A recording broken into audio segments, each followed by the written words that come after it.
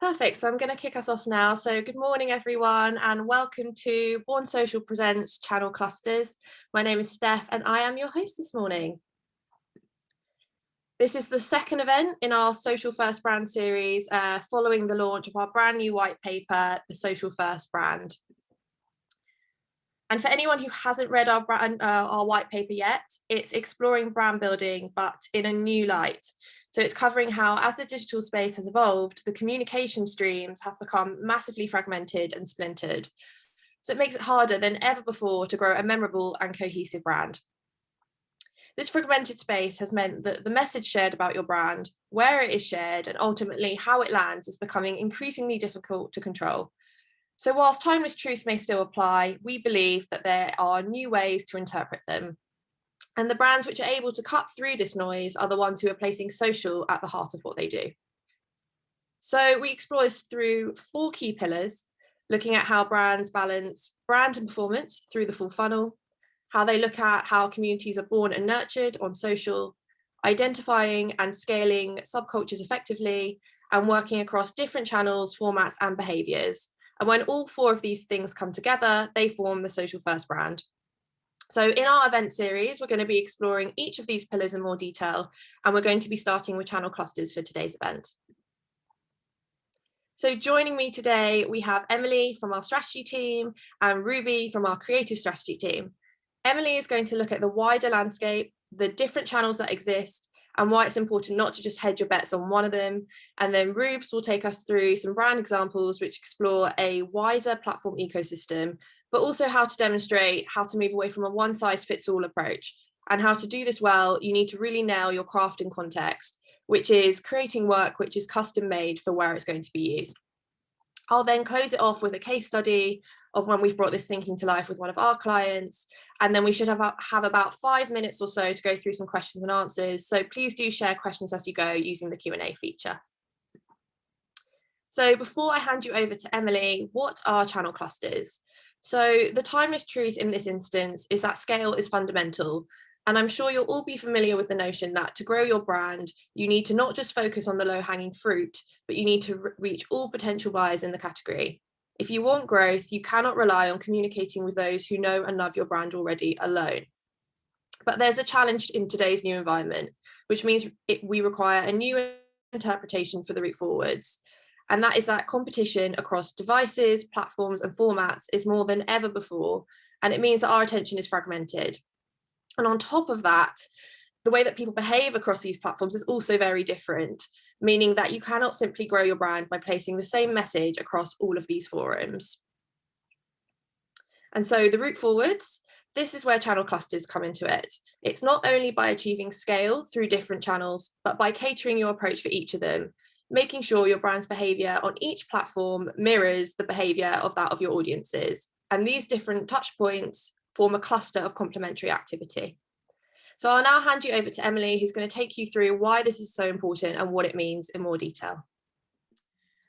Perfect, thanks, Steph. So I'm going to be talking about how the social landscape has evolved over the last year and why channel clusters are no longer just a nice to have, but are in fact an essential part of social in 2021.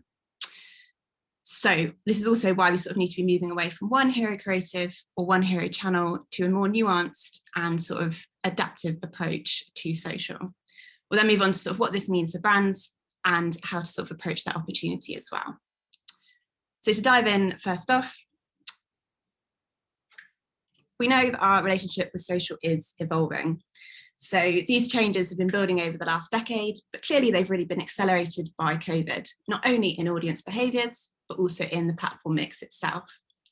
So according to McKinsey, COVID has fast forwarded us about 3 to 4 years in digital transformation, not only in business, but also in customer interactions as well. So this, as we can quite clearly tell, has made digital an even bigger part of the puzzle. It's this evolving relationship really that has come to the fore in the last year, and things have started to really change fast. And if we look sort of at a sort of wider view, this is what the sort of context, the environment really looks like. So starting at the beginning with that sort of first iteration of social channels, This is sort of your classics, your LinkedIn, Facebook, Twitter, Snapchat, etc. These are sort of really the sort of first social channels that sort of took off at a consumer level. In the following years, we sort of had a bit of a drought of platforms. So the most useful way of explaining this really is that psychological and sort of emotional needs of people were largely met from the channels that already existed. We were already getting what we needed from social. But in pandemic times, we've sort of seen a real uplift in new platforms taking off, and sort of digital and social are no longer distractions. They're really how we're living our lives, how we're socializing, how we're working and entertaining ourselves. And it's the technologies that help us work and live digitally in this new environment that are finally achieving real liftoff. This change in needs has really driven a change in platform landscape. So as these needs grew, accelerated by COVID, as we've said, growth in platforms such as TikTok, such as Clubhouse, have really exploded. So it's not only in huge numbers, but also in sort of the time that we're spending there. So UK users, for example, spend an average of 60 minutes a day on TikTok, which is absolutely massive. Clubhouse is also sort of another recent example. Sort of they've grown from 600,000 users in December up to over 6 million. Which is just, really sort of massive growth over a really short period of time, which has been sort of accelerated by the circumstance that we're in at the moment. Another one to potentially add to this list is Dyspo, which is a photo sharing app with a lot of sort of community-based features. It sort of launched literally in beta over the last few days and sort of has instantly drawn parallels with Clubhouse just due to that hype, which is potentially another one to watch here. So as you can see, people are really looking for new digital experiences that meet their needs and which revolve around a replacement of that physical sort of experience that we've been missing out on over the last year. So whether you're sort of connecting with subcultures and like-minded people on TikTok or participating in conversations on Clubhouse, it's sort of, we've seen this adaptation across social, the idea of spaces for specific purposes. Another reason this has really taken off is this idea of context collapse, which has really been growing over the whole era of social. So the old generation of apps, as we sort of mentioned, so Facebook, LinkedIn, Twitter, and Instagram, were sort of catch-alls, focused on connecting with everybody that you'd sort of ever met, really, everybody that you know. And this caused the phenomenon known as context collapse, where an infinite number of social groups exist in one space. So social is kind of the only place where, you'll have your boss, your grandma, and that guy that you met traveling 10 years ago, sort of all existing in the same space. And because of that, sort of, there's a clash, there's an overlap, and there's the shared meaning between social groups kind of collapses and means that people tend to share less, tend to talk less to this group because they have nothing in common with everybody. And this has only grown over time as sort of our networks have grown, and we've spent the last 10 years on these platforms. So with this, context collapse creates that need, again, for more specific spaces for specific purposes, where you can talk to people who know what you're talking about. And this really is where we've seen the next phenomenon, digital third spaces.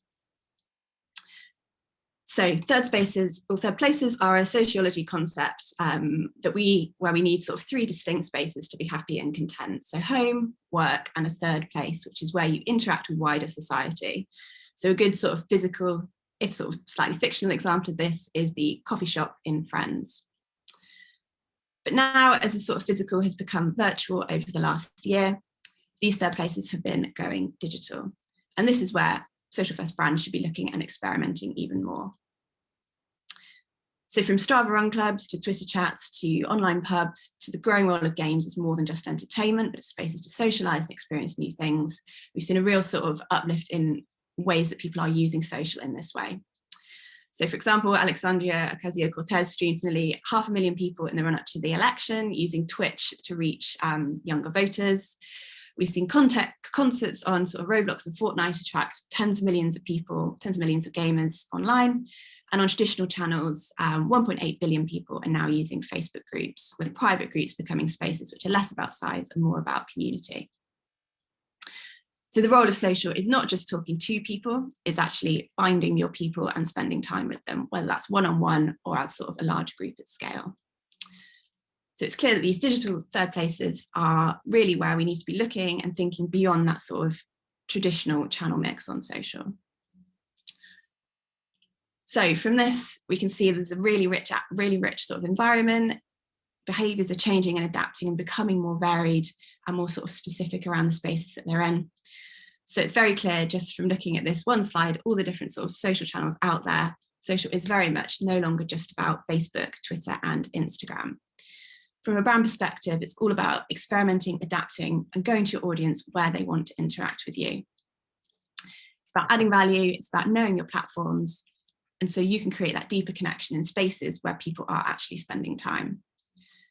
So with that in mind, really the question is, why in that sort of circumstance, why would you stick to one format?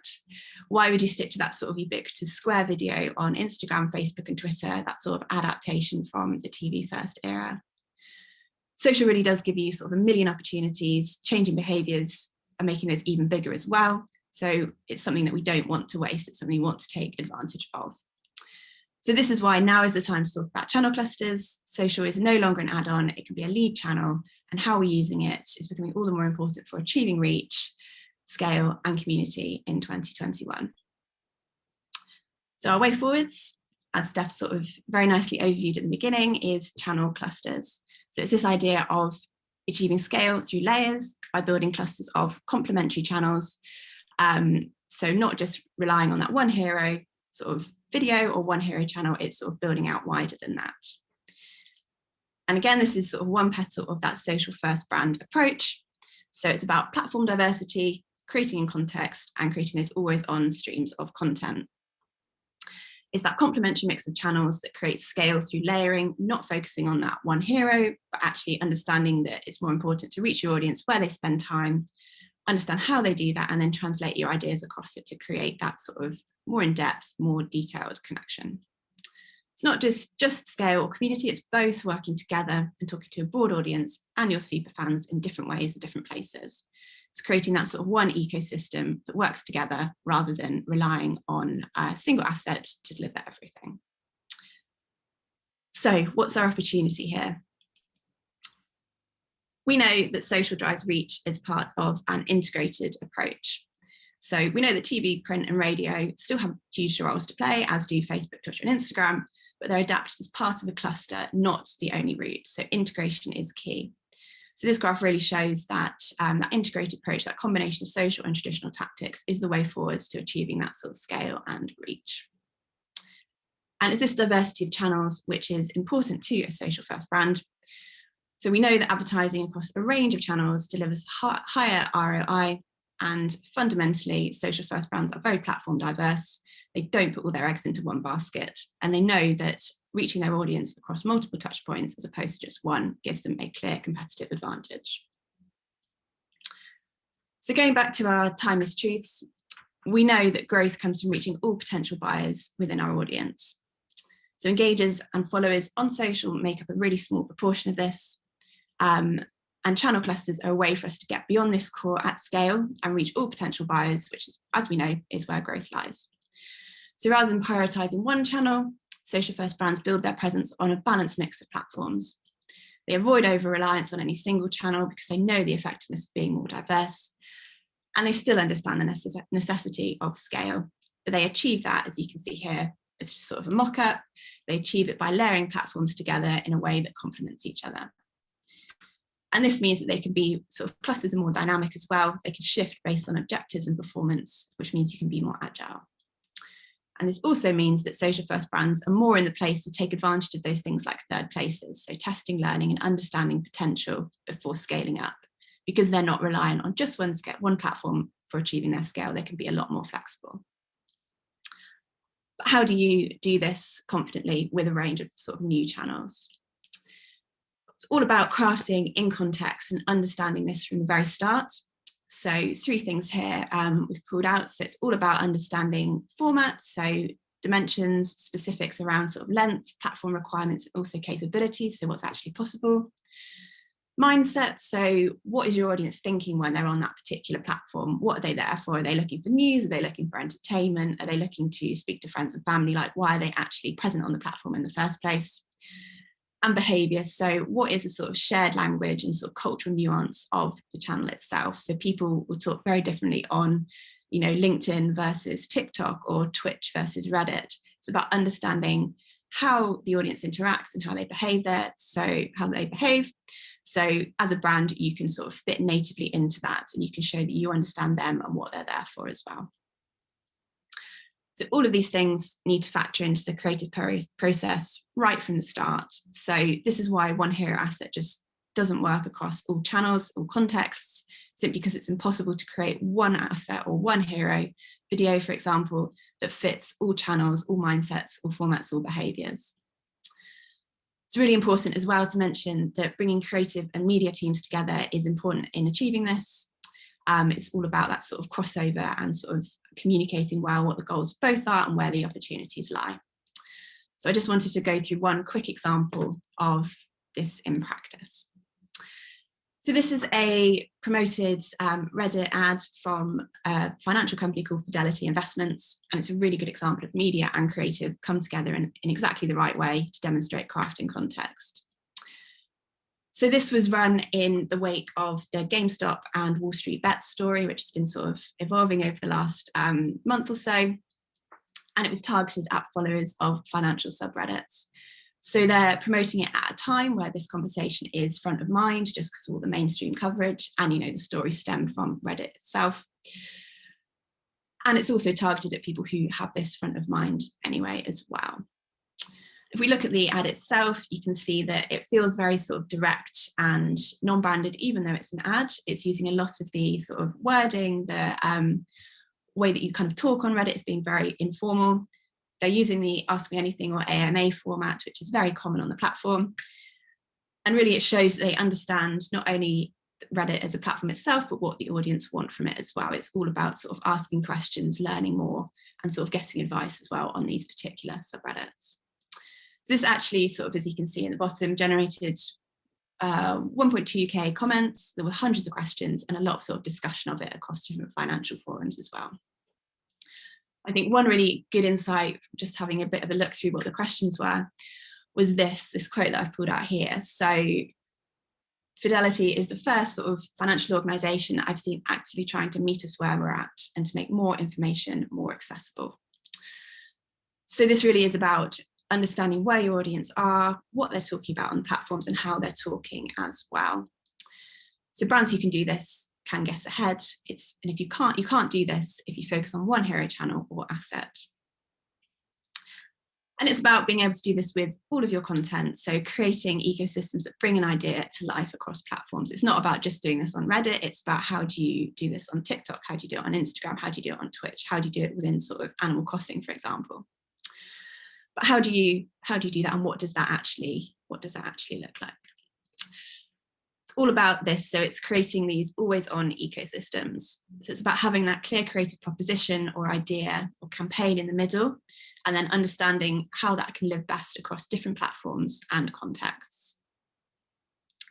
As we said, there's still a role for TV, for out of home, for print, but it's about integration together and how it works as a whole ecosystem.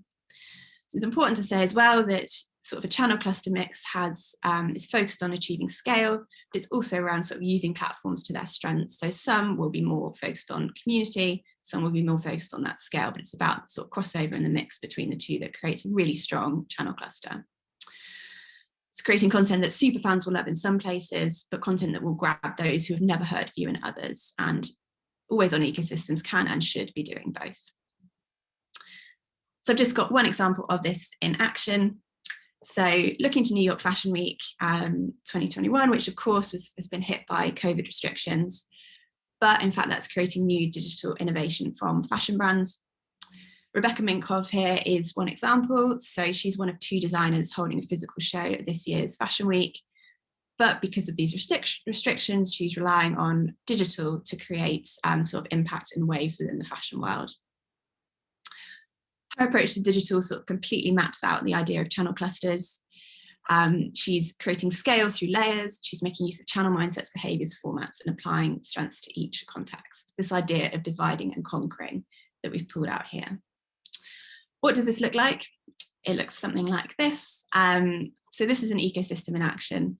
So just talking through it, starting from the scale, she puts out live streaming on Instagram and TikTok. She's got full long, sort of longer length videos on YouTube, and she's also using Zoom for PR and press. There's also new media partnerships in there to reach sort of new audiences with Klarna and Verizon. And zooming into sort of the followers, we've got TikTok and Reels for behind the scenes, so people who want a little bit more. She knows that her audience is heavy Pinterest users, so she's sort of tapping into that with Fashion Week, how-tos and tutorials, again adapting to how she knows Pinterest is being used. We've also got Clubhouse in there, so engaging in weekly conversations with people within the fashion industry, the intention being to sort of use the channel as a guide to how to get ahead in fashion. So going wider than just her followers, and again tapping into that sort of thought leadership angle of the platform itself. But then superfans, I think this is where it gets really interesting in terms of channel selection. She's actually using OnlyFans, which, as we know, is mainly focused towards more sort of adult content. But this is actually where she's focusing on her sort of really in-depth, behind the scenes, additional content for subscribers, those superfans. She's actually worked with the platform itself on more than 800 pieces of content, which offer fans sort of free access to behind the scenes photos, videos, and outtakes from sort of YouTube videos. That, again, the idea of capturing everything and then sort of feeding it out across channels where it works best. There's also the option for fans to pay up to $25 to participate in sort of hour-long conversations with Minkoff herself and other sort of exclusive content. This is a really good sort of use of an alternative platform to tap into that super fan angle, creating that bespoke content for people who will pay more for it. She's not the only fashion sort of label on there either, so it could be one for the future. So again, you know, watch this space. As a whole, she's really creating a mix between scale with those sort of live stream, YouTube, etc. But then she's also not ignoring her super fans because she knows they're the people who are connected with her and sort of want more. So she's really adapting her platform mix for that. So this is what Channel Clusters is all about. It's about having that diverse platform mix that increases ROI and creates that integrated approach. It's knowing your contexts and creating content that speaks to your audience where they're at. And it's building out ideas across ecosystems to create content that's more than just one hero asset to appeal to a range of audiences. All of this comes together to create a complementary mix of channels. And this is one that sort of really is a building block of a truly social first brand. And now I'm going to hand over to Ruby, who's going to take us through some examples of where brands have got this exactly right. Thank you so much, Emily. I love brands using OnlyFans, obsessed. So cool, guys, good morning. So I just wanted to quickly start by looking at an argument for the social first brand in general, if I can get this screen to work. Try again. There we go, nice. So yeah, I guess if you needed an example of social impacting your bottom line whilst also building your brand, this is a really good one. I don't know who's been keeping up with the Little Moons shenanigans, but it's a really great example of brand building on social and harnessing channel clusters in a really cool way. So Little Moons are little Japanese, really cute mochi balls, and overnight they essentially went viral on TikTok. We don't really know what video started it, but the kind of overall cultural insight was looking at going to the big Tesco to buy your Little Moons, which is the closest thing we get to an adventure at the minute during COVID. And since then, hashtag Little Moons now has around 122 million views on TikTok and counting, and they've experienced a 700% boost in their sales, and they are sold out everywhere. You really can't get them. I've tried, you can't. It's a really great example of social playing this role of creating icon status, and that's all through community and how that impacts the bottom line. It shows you really perfectly what craft looks like when you see how people have used platforms to become part of the conversation. And that's what we want to do as brands at the end of the day. So a really interesting thing to do is take something really simple like Little Moons and look at how communities are talking about it. So this example overall isn't to show kind of a brand harnessing channel clusters, but more to show how the people on the channels are defining what best practice really is and what native functionality looks like. So social first brands need to embrace channel clusters as a way to achieve scale and hack these splintered attention spans, which is always difficult. So social first brands learn to watch real people, knowing that they will tell you the kind of content that they want to see. So your behavior as a brand essentially needs to mirror that of your audience. And that's a big part of what we call crafting context. So we can see here across TikTok, Twitter, Instagram, and YouTube, we have a variety of different approaches to the same subject. What I think is really cool is how Little Moons have hacked TikTok and strategically chosen that platform to continue engaging with their audience. So they are taking this momentum, that this kind of springboard that they've got from overnight virality, and they're elongating this and keeping up momentum by really showcasing best practice on TikTok as a platform. So they're creating content natively within the platform, and they're using trending sounds and formats to hack audience attention spans, behaving like a real, person on the platform. And they also artfully integrate their product into cultural moments. So it never screams at you by Little Moons, but it very kind of subtly and artfully integrates their product there. So they've really understood that the key to TikTok is spontaneity, creativity, and kind of the art of timing and knowing when it's too late to hop on a trend, and they're doing that really well. So that's a brand that's mastered one platform, excellent showcase of craft in context. I guess I wanted to look at that and then contrast that with a brand that I believe has all of the platforms down. And of course, we can't talk about channel clusters without talking about Chipotle. They've harnessed all that community context that we spoke about with how people were talking about Little Moons, and they've given it right back to their audience. And that's what's fantastic about them. So Chipotle are known industry-wide for their pioneering social strategy. They're bold, disruptive, and they're always ready to hop onto any cultural moment at the perfect time. And they strategically place brand pillars across a hugely diverse range of channels. And that's all based on audiences and the unique contexts that exist there. So it's by no means random, although it may seem super playful and spontaneous. It's really clear that there's a great channel cluster strategy behind it. So when it comes to Chipotle, it's really clear that there's no kind of end to their innovation. They're always pioneering on the platforms, and that's what makes them kind of a beacon of inspiration. So what we're going to do is take a bit of a dive into what exactly it is about Chipotle that makes their use of channel clusters that kind of trailblazing one. We'll take a look into crafting context, and I'm going to look at specifically Twitter and Instagram. And then I'm going to look at how that fits into a wider ecosystem of always on content. And there's an unreal amount of platform diversity, which has helped them really scale and increase their engagement and their impact as a brand. So this is kind of what Emily spoke about when she spoke about always on ecosystems. And from a creative standpoint, we put a kind of overarching creative proposition in the center there. And then we implement that with native functionality and platform best practice across a multitude of different channels. So I want to just quickly take a look at how Chipotle has made that work for them. Their core creative idea is quite simply Chipotle for real. It's a really great creative proposition because it's really simple. It's kind of an overarching mantra that can be pulled in loads of different directions. And that's what your creative proposition needs to be able to do.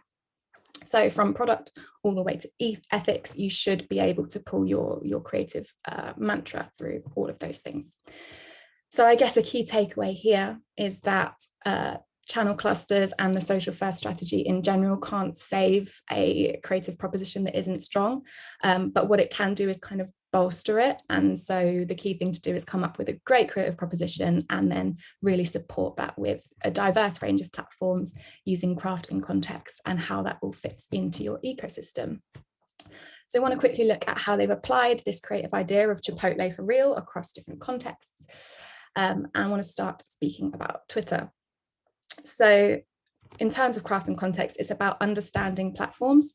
It's knowing that social itself is just a series of contexts and understanding, therefore, what you're crafting for, who you're crafting for, and how people behave in the context of the channel you're in. That's what's really key.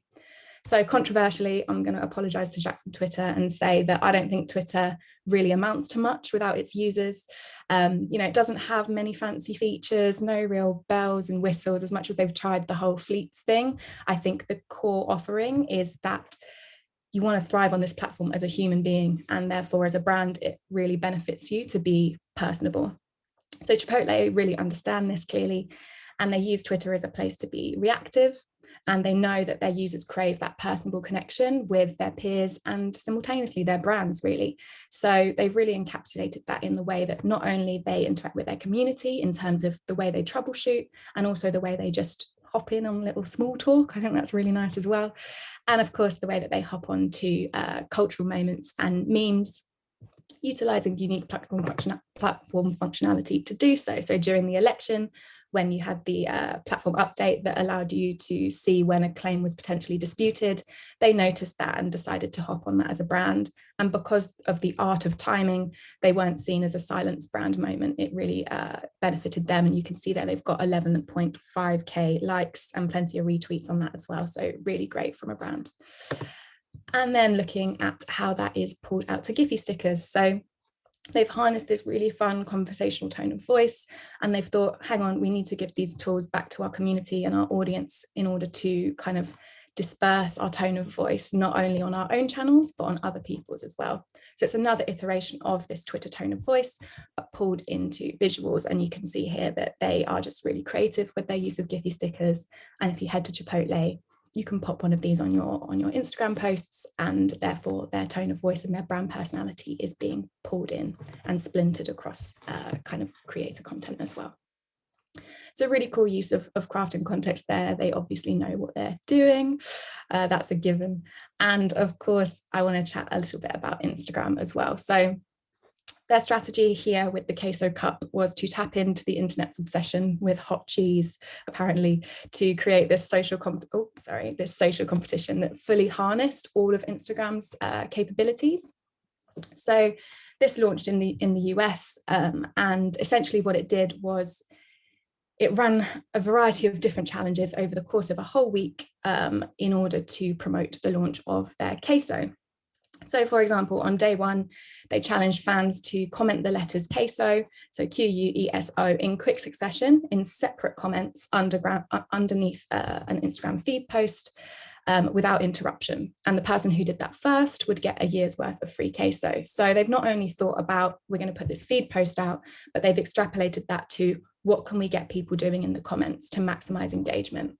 They got 22,000 comments overall, and they gave one lucky winner a year's worth of free queso. And I just think that's really creative use of the platform and kind of outside of the box thinking, which is what you need to do to kind of hack attention spans.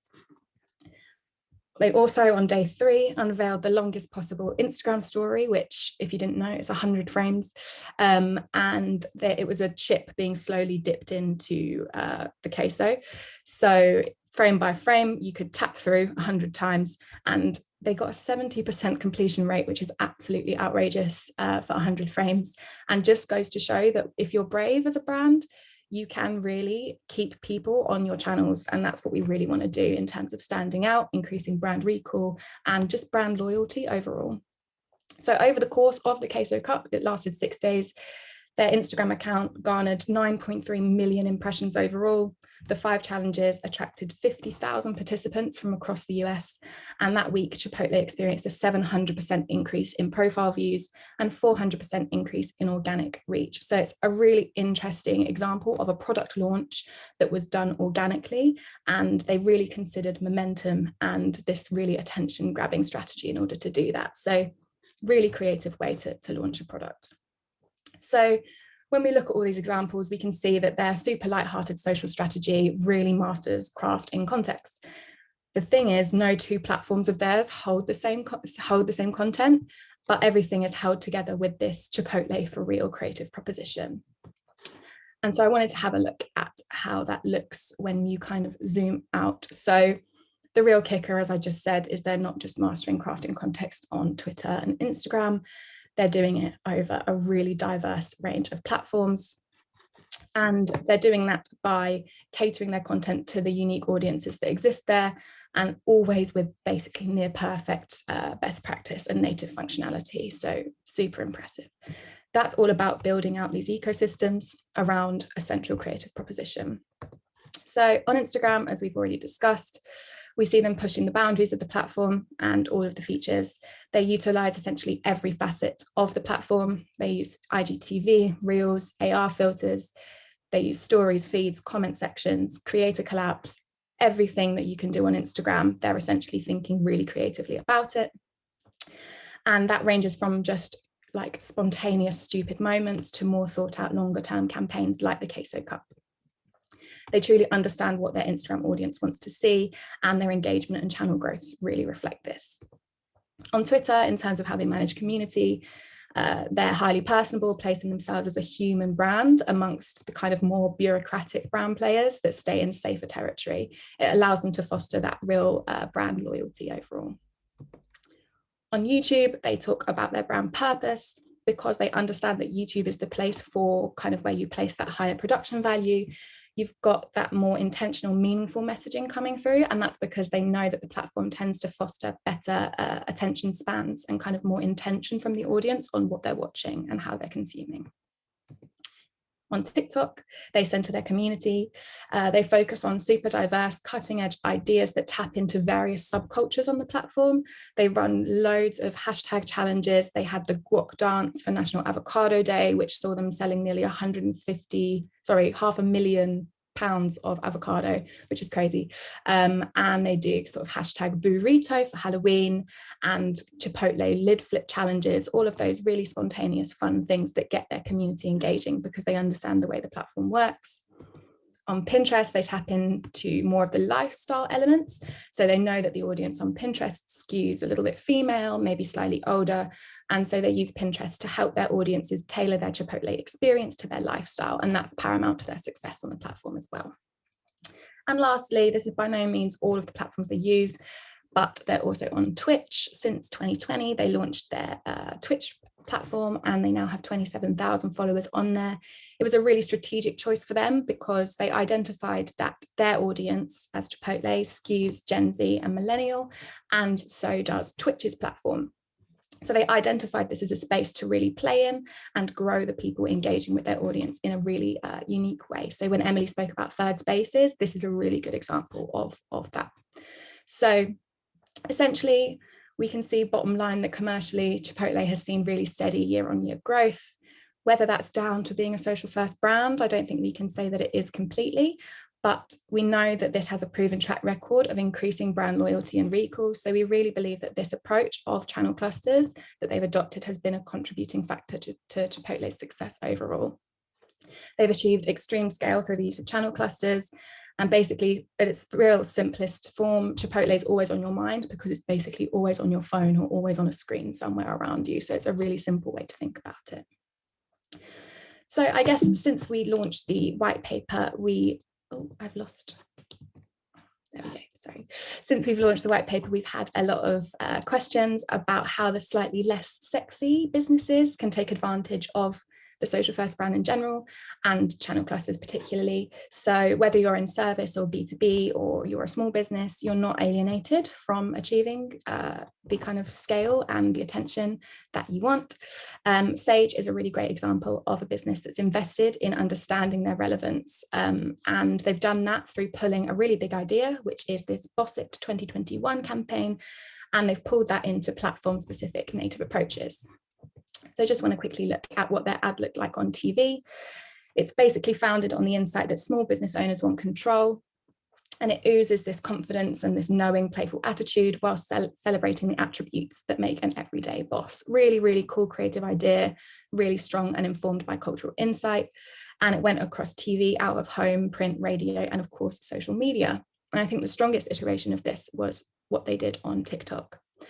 So they, of course, could have run this TV campaign exactly as it was on TikTok, but instead they chose to bring it into a TikTok first space. So it wasn't just about determining the most suitable channel for them. It was about then tailoring it to the native functionality and the features of TikTok and the way that the audience behaves there. So they married consumer mindset with the right format.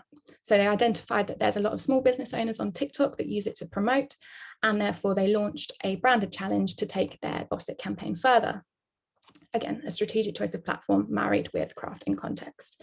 They created their own sound and they took a two-pronged approach. So the first was this video that you're seeing now. It's a sponsored ad and a great example of a campaign that repurposed existing footage. So if you're a brand that doesn't want to natively create content, you can still make it work for you.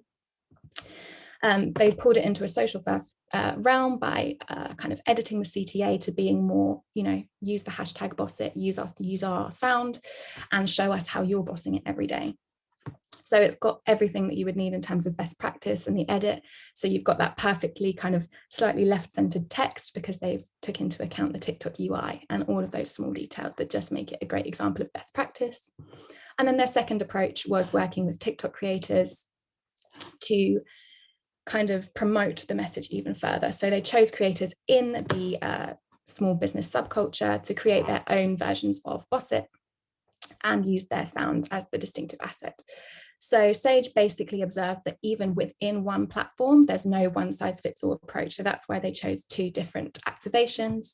They understand that there's so many creative ways to interact with their audiences, and therefore they fine-tuned this Boss It message in 2 different ways to fit 2 different contexts. And I reckon this is just a wicked example of creative concept married with craft and context. And it shows you that no matter how kind of dry your product offering is, with the right big idea and the right treatment of native and best practice, you can really kind of drive success as a brand on all social media channels. So I'm going to pass back over to Steph now to chat through a Kopparberg case study from our end.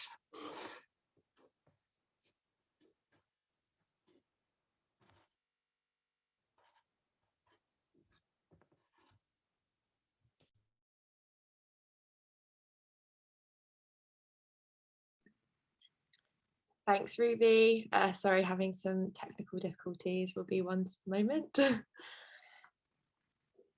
Perfect. Great, thanks so much for that, guys. That was super interesting. Love those examples as well. So now I'm going to share with you guys an example of when we've brought these principles to life, looking at how we addressed a brand challenge on social through different creatives working together across a channel cluster to solve a problem. So Kopparberg have a key objective of getting into culture, and we identified music as being the strongest cultural pillar to hone in on. And this was established both through social listening and research, which lined up our audience's key interests. But also, if you look at the Kopparberg product, it's synonymous with summer, and in particular, those summer occasions which you embrace with your friends, and music plays a pretty central role in that. So if we go back to the summer of 2019, when music festivals in real life was still a thing and a key part of British culture, Kopparberg showed up at a selection of festivals across the country. And we were tasked with not only making sure that our audience were aware of this, but positioning the brand as adding real value to this culture. So we split the strategy by different platform executions to each stage of the festival journey, from build up straight through to post-event.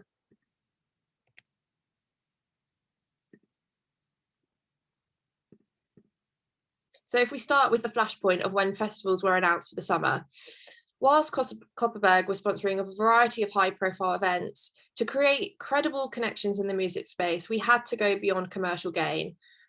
We knew that any alcohol brand could sponsor a music festival, and that having presence there was just not enough. We really needed to be committing to the long term and adding value to really integrate ourselves into this culture. So this is where we created the Festival Insider, and this was a completely unbiased guide to the best of the independent music scene, housed in a Facebook instant experience, as you can see here.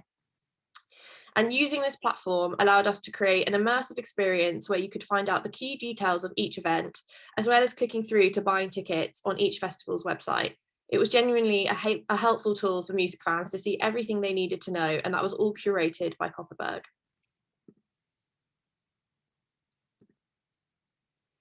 And we also had the key events that Kopparberg was sponsoring and needed to drive hype in the build-up of these too. So this is where we brought Facebook Watch into our platform list as the key platform within Facebook's roster to showcase that longer form, rich video content. So here is where we posted the hype reels for each event to get our fans excited about what was to come, such as this video you can see here.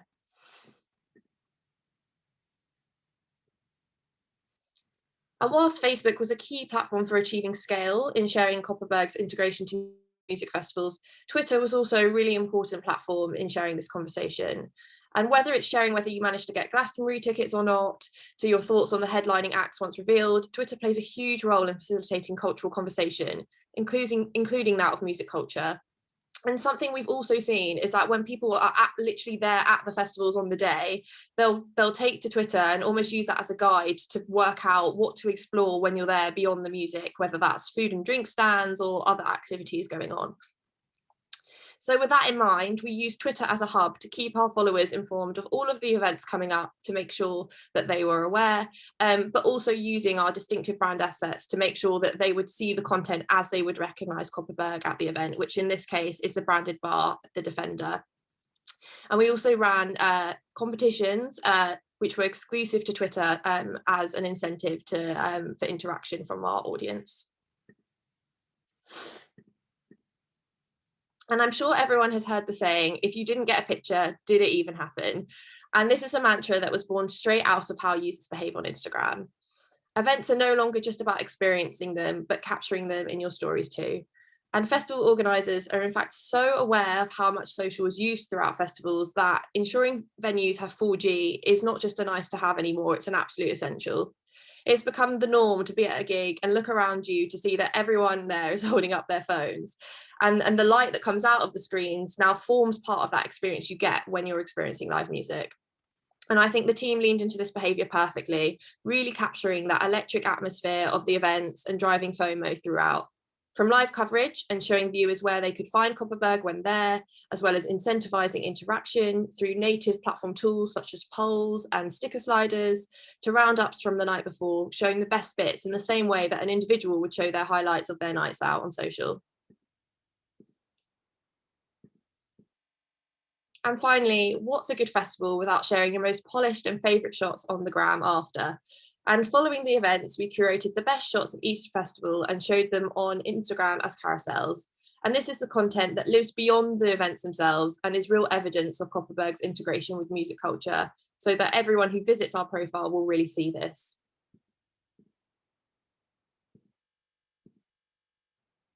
And so when you take a step back and you look at this all together, it's this combined approach which gives you a well-executed channel cluster, getting into a particular culture with a strategy which not only allowed us to commit to adding value, but achieving scale across different platforms and placements. And how we created bespoke content for each, ensuring that the content was native and a true representation of the user behaviour on each platform.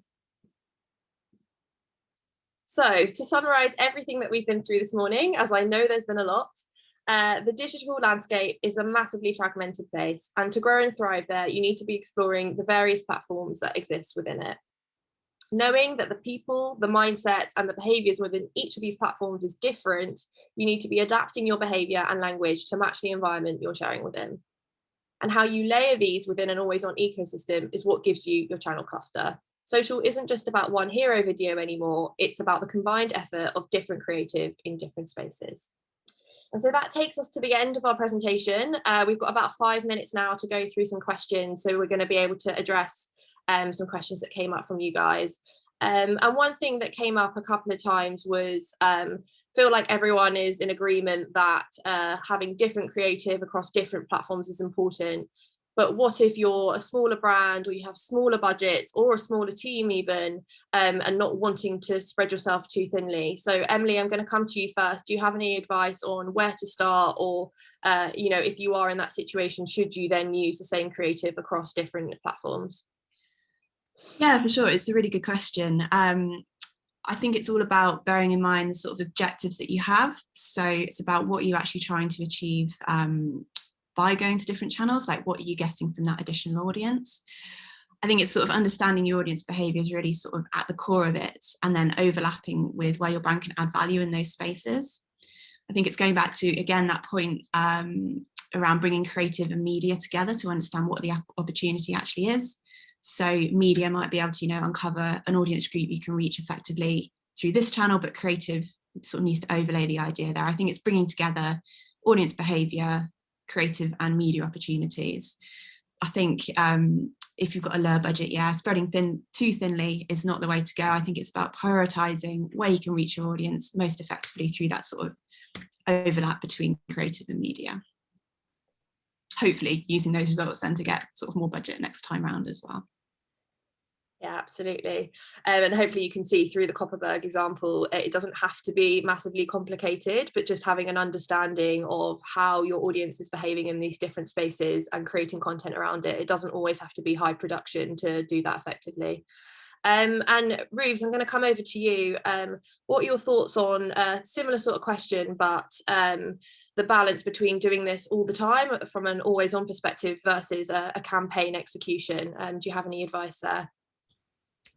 Yeah, so I guess, when we spoke through Chipotle and their always on integration, it's clear that there's so many different ways to approach each channel. I guess when it comes to using that same approach with campaign work, Burberry did it really well with the Singing in the Rain campaign. And it's about, I guess my key creative tips would be take a phone with you to like the main hero shoot to capture like BTS. I think behind the scenes stuff can really offer audiences, like breaking that fourth wall can be a really great layer to add, and works on different channels. So if you're putting your hero video across YouTube and IGTV, for example, as Burberry did, they also kind of break it down into shorter stories and distinctive cues, which then they put on Instagram stories, LinkedIn, and then kind of further down iterations on their social channels.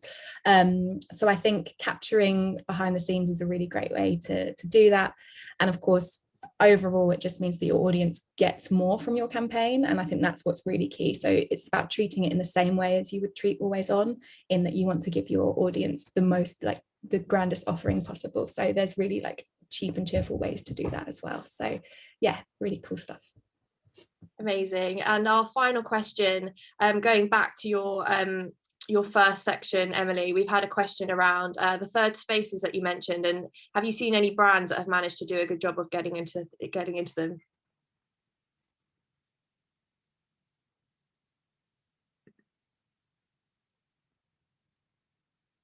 Sorry, just talking on mute there. I think there's a lot of examples of that. A big one over lockdown, I think, was Animal Crossing. So we saw a lot of brands sort of tapping into that idea of that literal virtual third space. We had Glossier launched hoodies on there. We had Hellman's had their own island. Joe Biden, he's not a brand, but he had his own island there as well. So it was creating those spaces for people to sort of congregate and get involved. I think things like on more traditional channels, we've had sort of branded private Facebook groups. So a lot of beauty skincare brands do this. So tapping into their sort of super fans, giving extra content, getting feedback, that kind of thing. So again, creating sort of branded spaces. There's a lot around gaming as well. Things like tapping into Fortnite and Roblox and that kind of thing. A lot of sort of collabs there. I think the more you look at it, the more you find, and the more you see brands sort of getting involved there. I think it's also important to say that you can do it on traditional channels as well. So for example, Park Run, sort of the weekly 5K runs that happen sort of across the world. They've obviously been cancelled during COVID, but they've tapped into digital really well with sort of dedicated hashtags to create sort of conversation within that subculture of people who are so passionate about it. I think it's just sort of brands can go big or you can go small and sort of more achievable. I think there's definitely a split between both, but the more you look into it, the more brands you find, and it's definitely something that's sort of happening right now. Amazing, thank you, Emily. And we also actually have a blog that Emily has written about that on our website, which is super interesting, so would highly recommend. So yeah, that takes us to the end of today's event. Thank you so much for coming. Just a reminder that this is part 2 out of 5 events that we're hosting as part of our Social First Brand series. The next event is taking place on the 18th of March, and this will cover building with communities, so please keep an eye out for that invite. We'll be sending through the slides and recording from today for anyone who missed it, or if you want to share, and any questions as well, don't hesitate to get in touch at shout@bornsocial.co.uk. But yeah, thank you everyone for joining. Hope you enjoyed it as much as we did, and have a lovely Thursday. Speak to you all soon.